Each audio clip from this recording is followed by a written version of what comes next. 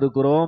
அவர் ஆவியில நமக்குள் இருந்து ஸ்தோத்திரம் நம்மை நடத்துகிற தேவனாக நமக்குள்ள அவர் எப்ப நம்ம மறுபிறப்பு அடைந்தோமோ அப்பவே நமக்குள்ள வந்துட்டார். அவர் தான் நம்மை நடத்துகிறார். அதை உணர்ந்து கொள்வோம், புரிந்து கொள்வோம் என்று சொன்னால் ஒவ்வொரு நாளும் நமக்கு நன்மையா இருக்கும். ஆமீன் சொல்லுங்க. அல்லேலூயா. தாவீது சொல்லும்போது 23ஆம் சங்கீதத்துல சொல்லுகிறார், என்ன சொல்றாரு? அவர் தமது நாமத்தின் நிமித்தம், ஆமீன், ஸ்தோத்திரம், என்னை நீதியின் பாதையில் நடத்துகிறார். புரியுதா உங்களுக்கு? அவர் எனக்குள்ள இருக்கிறதுனால எனக்கு ஏதாவது அநீதியான வழியில நான் போயிட்டா, பாவமான வழியில நான் போயிட்டா யாருக்கு பிரச்சனை? தாவீதுக்கு பிரச்சனையை காட்டிலும் அவருக்குள்ள இருக்கிற தேவனுக்கு பிரச்சனை. அவரை தான் தூஷிப்பாங்க, அவர் தான் என்ன பண்ணுவாங்க? கேவலமாக பேசுவாங்க. அதனால ஆண்டவரே என்ன பண்ணுங்க, என்ன உமது நாமத்துக்கு தூஷணை வராதபடிக்கு, உம்முடைய நாமத்துக்கு அவகீர்த்தி வராதபடிக்கு என்னை நீதியின் பாதையில நடத்த வேண்டும் என்று அவருடைய ஜெபம். அதை ஆண்டவர் கேட்கிறார். அதே போல என்ன சொல்றாரு?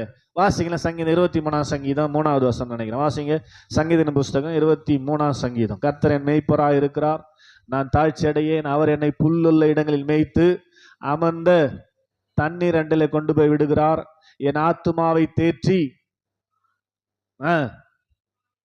ஆமென், அல்லேலூயா, ஆத்துமாவை தேற்றி, என் ஆத்துமாவை தேற்றி தம்முடைய நாமத்தின் நிமித்தம், அவருடைய பேருக்கு அவகீர்த்தி வராதபடிக்கு, அவருடைய நாமம் தூஷிக்கப்படாதபடிக்கு, ஆமென், ஸ்தோத்திரம். உங்களை ஏதாவது சொன்னா உங்களை விட உங்களுக்குள்ள இருக்கிற ஆவியானவர் ரொம்ப துக்கப்படுவார். ஆமென். இதெல்லாம் எதுக்கு சர்ச்சைக்கு போகுதுன்னா யாருக்கு கஷ்டம்? உங்களுக்கு கஷ்டம் இல்லை. ஆமென் சொல்லுங்க. அல்லேலூயா. இதெல்லாம் எதுக்கு இந்த சபையில ஆண்டவர் பாஸ்டர் சேர்த்து வச்சுக்கிறான்னு சொல்லும் போது எனக்கு தான் பிரச்சனை, உங்களுக்கு பிரச்சனை இல்லை. ஆமென், ஸ்தோத்திரம். இந்த சபைக்கு இதெல்லாம் எதுக்கு வருது? இவ்வளவு ஒழுங்கினமா வாழுதேன்னு சொல்றாங்கன்னா ஸ்தோத்திரம். உங்களோடு குறித்திடுவே அந்நாள் முதல் நகரம் யெகோவா ஷம்மா என்னும் பெயர் பெறும். ஆமென். அவரை நம்பி அவரை ஏற்றுக்கொண்டு மறுபிறப்படைந்து ஸ்தோத்திரம் புது சிருஷ்டியை பெற்றிருக்கிற நகரமாகிய நம்முடைய பேர் யெகோவா ஷம்மா. ஆமென். தேவனாகிய கர்த்தர் நம்ம கூடவே இருக்கிறார். ஆமென். ஒரு நாளும் மறந்துடவே கூடாது. ஆமென். அவரை உணர்ந்து அவரை புரிந்து அவர் நடத்துதலுக்கு நாம் கீழ்ப்படியும் போது நமக்கு வர வேண்டிய நன்மையெல்லாம் இந்த மாசத்துல நினைப்பதற்கும் வேண்டுவதற்கும் அதிகமாய் கொடுத்து நம்மை சந்தோஷமா நடத்த ஆவலாய் துடிப்போடு இருக்கிறார். ஆமென்.